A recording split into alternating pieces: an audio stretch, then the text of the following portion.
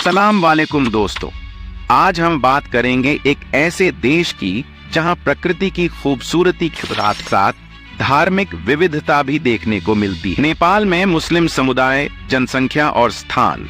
नेपाल में मुस्लिम समुदाय की जनसंख्या लगभग 4% है, जो मुख्य रूप से तराई क्षेत्र नेपाल के मैदानी इलाके में रहती है। काठमांडू और अन्य बड़े शहरों में भी मुस्लिम आबादी पाई जाती है। धार्मिक प्रथाएं। नेपाल में मुस्लिम समुदाय इस्लामी रीति रिवाजों का पालन करता है, जैसे कि नमाज, इबादत, रोजा, उपवास और हज तीर्थ यात्रा। इस्लामी त्योहारों जैसे ईद उल फितर और ईद उल अजहा को बड़े धूमधाम से मनाया जाता है। नमाज के लिए मस्जिदों का उपयोग किया जाता है और मुस्लिम समुदाय के लोग अपनी धार्मिक गतिविधियों में सक्रिय रूप से भाग लेते हैं। धार्मिक स्वतंत्रता। नेपाल एक धर्मनिरपेक्ष देश है, जिसका मतलब है कि यहाँ सभी धर्मों को समान अधिकार और स्वतंत्रता दी जाती है। मुसलमानों को अपनी धार्मिक प्रथाओं को निभाने की पूरी आजादी है और वे अपने धार्मिक अनुष्ठानों का पालन स्वतंत्र रूप से करते हैं। सांस्कृतिक मिश्रण। नेपाल में मुस्लिम समुदाय देश की बहुसांस्कृतिक और बहुधार्मिक पहचान का हिस्सा है।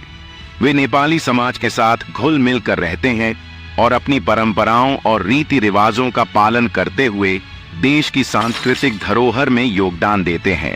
विवाद और चुनौतियां। नेपाल में मुस्लिम समुदाय की धार्मिक स्वतंत्रता को लेकर कोई बड़ा विवाद नहीं है। हालांकि जैसे अन्य देशों में अल्पसंख्यक समुदायों के साथ होता है, उन्हें भी कभी कभी सामाजिक और आर्थिक चुनौतियों का सामना करना पड़ता है।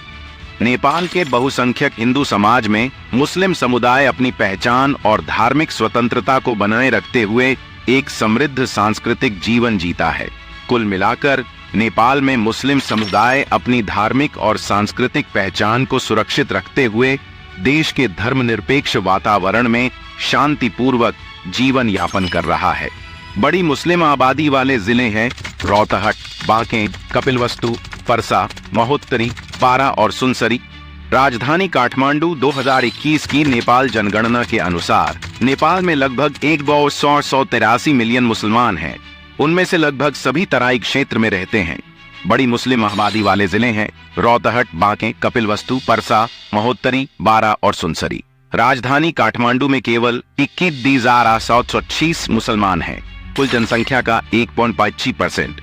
नेपाल मुस्लिम आयोग की 2018 की रिपोर्ट के अनुसार नेपाल में लगभग 4,000 मस्जिदें हैं। ज्यादातर मस्जिदें काठमांडू, पोखरा और विराटनगर जैसे शहरी इलाकों में स्थित हैं और देश की मुस्लिम आबादी की सेवा करती है। स्कूल और मदरसे। मुस्लिम समुदाय द्वारा संचालित कई मदरसे और स्कूल मुस्लिम और गैर मुस्लिम दोनों छात्रों को शिक्षा प्रदान करते हैं। ये संस्थान धार्मिक और धर्मनिरपेक्ष दोनों तरह की शिक्षा पर जोर देते हैं। सामुदायिक सेवा। नेपाल में मुस्लिम संगठन स्वास्थ्य सेवा, आपदा राहत और गरीबी उन्मूलन सहित विभिन्न सामाजिक सेवाओं में संलग्न है, जिससे व्यापक समुदाय को लाभ मिलता है। मुस्लिम समुदाय के समक्ष चुनौतियां। सामाजिक आर्थिक मुद्दे। अपने योगदान के बावजूद नेपाल में मुस्लिम समुदाय को कई चुनौतियों का सामना करना पड़ रहा है, जिसमें सामाजिक आर्थिक हाशिए पर होना और संसाधनों तक सीमित पहुंच शामिल है। सामुदायिक पहल और सरकारी सहायता के माध्यम से इन मुद्दों को हल करने के प्रयास जारी हैं। धार्मिक स्वतंत्रता और अधिकार। जबकि नेपाल आमतौर पर धार्मिक स्वतंत्रता का सम्मान करता है, ऐसे कई उदाहरण हैं जहां मुस्लिम समुदाय को धार्मिक प्रथाओं और अधिकारों से संबंधित चुनौतियों का सामना करना पड़ता है। सभी धार्मिक समूहों के लिए समान अधिकार और अवसर सुनिश्चित करने के लिए निरंतर वकालत और संवाद आवश्यक है। भविष्य का दृष्टिकोण। नेपाल में मुस्लिम समुदाय लगातार बढ़ रहा है और विकसित हो रहा है, जो देश की बहुसांस्कृतिक पहचान में महत्वपूर्ण योगदान दे रहा है। जैसे जैसे देश आगे बढ़ रहा है, समावेशिता पर अधिक जोर दिया जा रहा है और मुसलमानों सहित सभी समुदायों के योगदान को मान्यता दी जा रही है।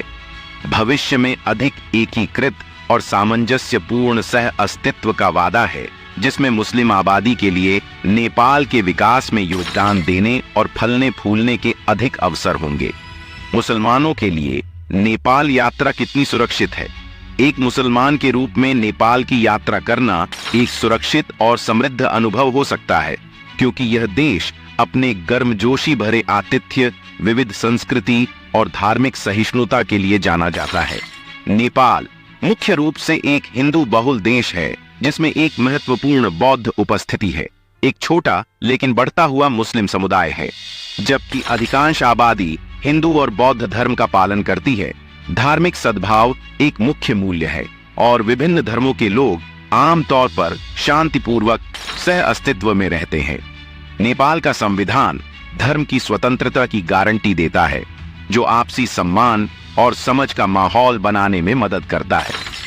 मुस्लिम यात्रियों की सुरक्षा में योगदान देने वाले कारक नेपाल में मुस्लिम यात्रियों की सुरक्षा में योगदान देने वाले प्रमुख कारकों में से एक देश की अपेक्षाकृत कम अपराध दर है। हिंसक अपराध दुर्लभ हैं और जेब अख्तरें जैसे छोटे मोटे अपराधों को बुनियादी सावधानियों से आसानी से टाला जा सकता है। काठमांडू, पोखरा और चितवन सहित प्रमुख शहरों में अच्छी तरह से विकसित पर्यटक अवसंरचनाएं हैं और स्थानीय अधिकारी आम तौर पर पर्यटकों के प्रति उत्तरदायी और मददगार होते हैं। इसके अलावा नेपाली लोग अपनी मित्रता के लिए जाने जाते हैं और अक्सर आगंतुकों की सहायता करने के लिए तैयार रहते हैं, जिससे यह मुसलमानों और अन्य यात्रियों के लिए एक स्वागत योग्य गंतव्य बन जाता है। भोजन मुस्लिम यात्रियों के लिए नेपाल में हलाल भोजन ढूंढना चुनौतीपूर्ण हो सकता है, लेकिन असंभव नहीं। काठमांडू और पोखरा जैसे प्रमुख शहरों में ऐसे रेस्तरां हैं जो हलाल व्यंजन परोसते हैं और कुछ होटल और गेस्ट हाउस भी मुस्लिम मेहमानों की आहार संबंधी जरूरतों को पूरा करने के लिए सुसज्जित हैं।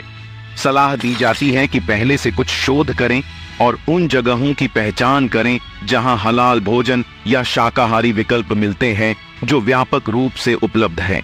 इसके अतिरिक्त कुछ स्नैक्स या रेडी टू ईट हलाल भोजन ले जाना एक अच्छा बैकअप प्लान हो सकता है जब आप दूर दराज के इलाकों में यात्रा कर रहे हों, जहां हलाल भोजन के विकल्प सीमित हो सकते हैं।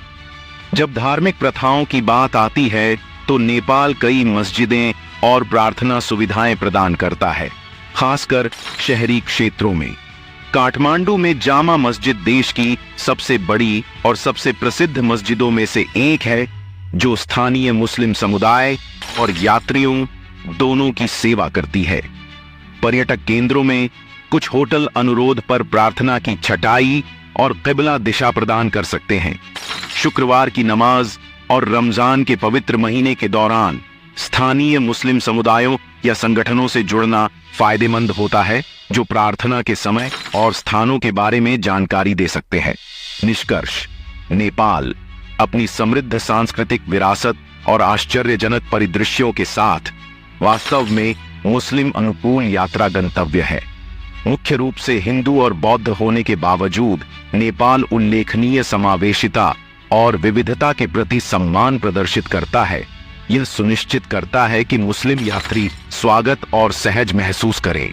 प्रमुख शहरों और पर्यटन क्षेत्रों में हलाल भोजन विकल्पों, कई मस्जिदों और प्रार्थना सुविधाओं की उपलब्धता मुस्लिम आगंतुकों के लिए देश के प्राकृतिक और सांस्कृतिक आकर्षणों की खोज करते हुए अपने धर्म का पालन करना सुविधाजनक बनाती है।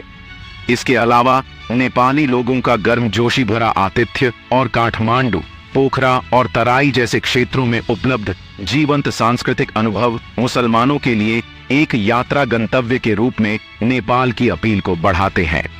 चाहे आप रोमांच, आध्यात्मिकता या बस एक अद्वितीय सांस्कृतिक अनुभव की तलाश में हों, नेपाल मुस्लिम यात्रियों के लिए एक स्वागत योग्य और समृद्ध वातावरण प्रदान करता है।